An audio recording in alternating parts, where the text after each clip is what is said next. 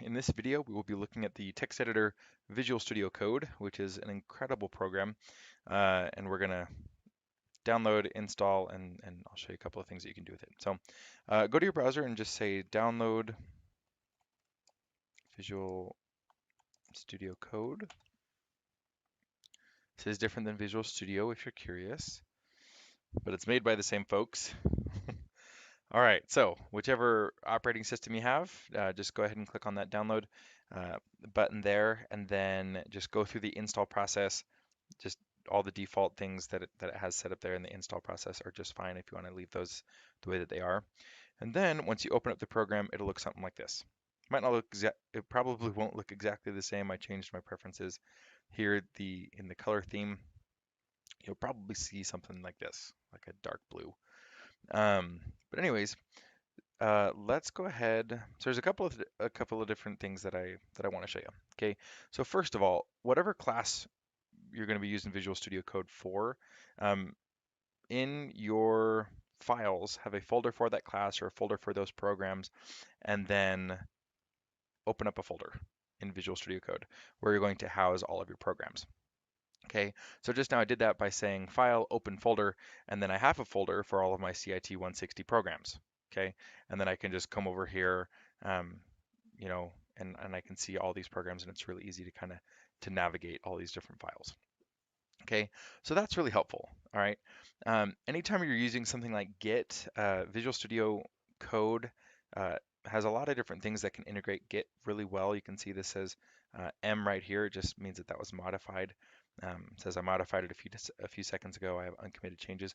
So that's really nice that that shows up there. But there's a bunch of different extensions that you guys can get.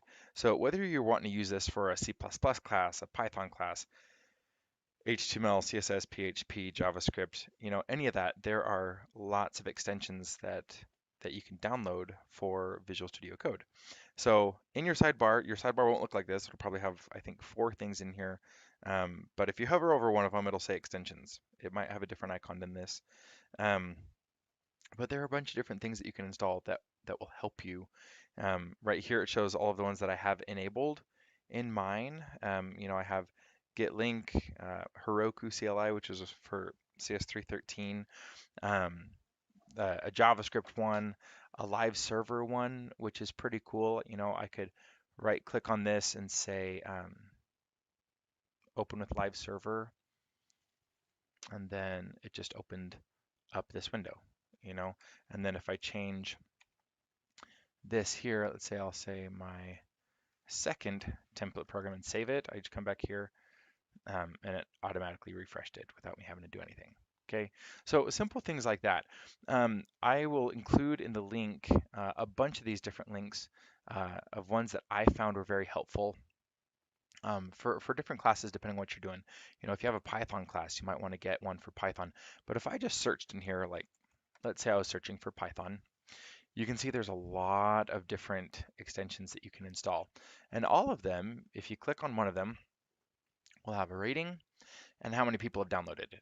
Okay, this one's huge. Okay, I don't think I've ever seen one with 57 million downloads, and it has incredible ratings. Okay, so you might see this and be like, yeah, that might be something that I want. Linting will like check for errors in your code before you actually run it. Debugging will let you step through your code um, to find errors in it. IntelliSense, while you're typing, it will actually kind of predict or show you different options to complete what you're typing. Code formatting, refactoring, unit test snippets, and more. And there's extensions similar to this for pretty much every programming language. They might not have 57 million downloads, but that's just because Python's awesome. All right, so let's look at a couple here. If I open up this guy over here. All right, so link to install Visual Studio Code, how to install extensions if you need instructions on how to install extensions, they're right here, but it's pretty easy. We just saw a bunch of extensions, you just hit the install button. And then there's a bunch, for CIT 160 or for a web class like 230 or something like that, I would download this Web Dev Essentials pack, okay, which is where most of my extensions came from, okay. And then they also have a tutorial on this pack as well. CS124 had to download Code Runner to be able to execute my code here in this terminal. And if you want to execute C++ code in here, you'll also have to download a C++ compiler. Okay. But then I also had this there, and then here's links for the compiler. And then CS313, like I said, I had Heroku CLI and then a PHP IntelliFence is what it's called. And then Python had a couple, and then others, just a couple of other random things that I have. But this is a list of the ones that I have installed, but depending on what classes you have, if you're going to take a Java class, you might want to, Google search a Java, like good Java extensions that you can use in Visual Studio Code. Okay. Another thing that I wanted to look at real quick is a couple of hotkeys that are extremely helpful in Visual Studio Code. Okay.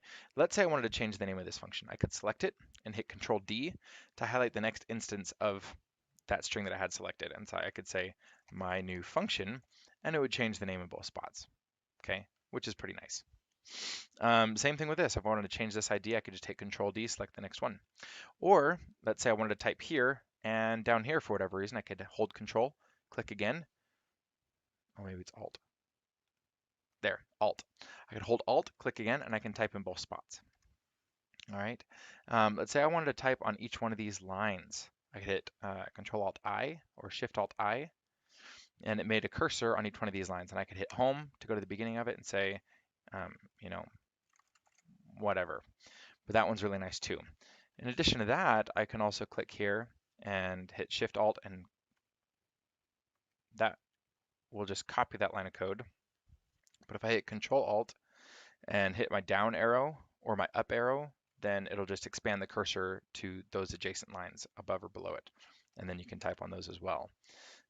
There's a million different hotkeys that you guys can use that are extremely helpful. If you look in Preferences and click on Keyboard Shortcuts, you guys can actually adjust these and change them to anything that you want. And you can see from extensions that I installed, it also kind of brought in its own little set of hotkeys. We can see add cursor above, Control Alt Up arrow. I just showed you guys that one. Add cursor to end lines, Shift Alt I. I just showed you guys that one. Add line comment. So I would look through these. These are really nice. A lot of different things that can really, be helpful. So let's see. I'm trying to think if there's anything else that I wanted to show you guys. Git is really helpful in here. I have both of these folders connected to Git repository, so I could come into here and say Git status, and I could see, oh, I modified my template.html, and I can use this terminal for that. If you're seeing this right here, you can see I have this class workspace right here. I have CS313, CIT160, CS124, and some Python stuff that I have. And what you can do with that is you can say add folder to workspace. It'll just pop open an Explorer window, and I could add a folder to my workspace. And it would show up down here with these other folders. And then I could say save workspace. If I had made a change, I could right click on this.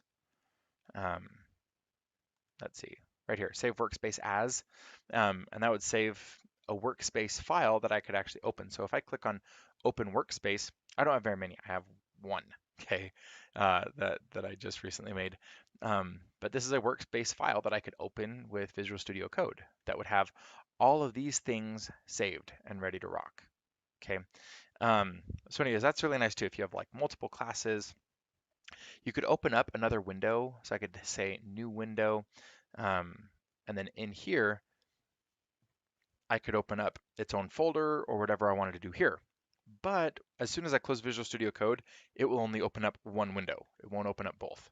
Okay, which is why I went this route. I had a workspace. I'm like, yeah, I'll just add like multiple directories here, even though they're like completely independent of one another. They're not like the same project, which would be typical for a workspace. But where I can't have like multiple windows opening at the same time, I just put them all in the same workspace. Okay. So yeah, a bunch of different stuff that you guys can do. You'll see here, these colors look a lot like Sublime's colors. I love the Sublime text editor. And so I had these match my Sublime text editor colors. And that's why I have this theme, because when you change the theme, it also changes all the colors of your code. Okay. Let's see if there's anything else. So right here is just like a quick reference for Git stuff. If you ever want to debug stuff, um, I can also come into here. Let's see, 124 programs. If I clicked on this one, so this is just a simple hello world program in C++. I could actually run this, see that? Just by hitting this play button up here. And that's because I have the C++ um, source code compiler installed on my Windows machine, and I included that in my path variable, my environment path variable. And then I also had that C++ extension downloaded and installed here in Visual Studio Code. And so I could run that extremely easily here as well. Okay. Um, so yeah, a bunch of different stuff that you could do. I would encourage you, like I said a second ago, to Google things, regardless of what class you're doing this for.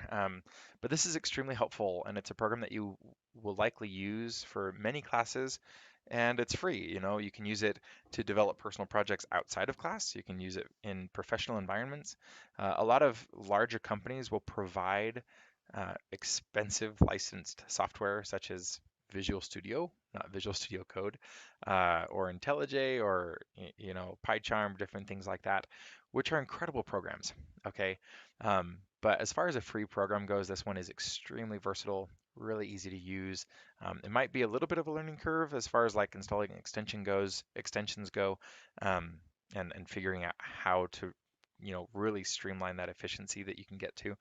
But it's pretty easy to just pick it up and start going. So, but anyways, I hope that this was helpful as far as you know downloading, installing Visual Studio Code, and just a couple of tips to personalize it for you. So if you guys have any questions, just let me know, but I'll look forward to talking with you guys soon.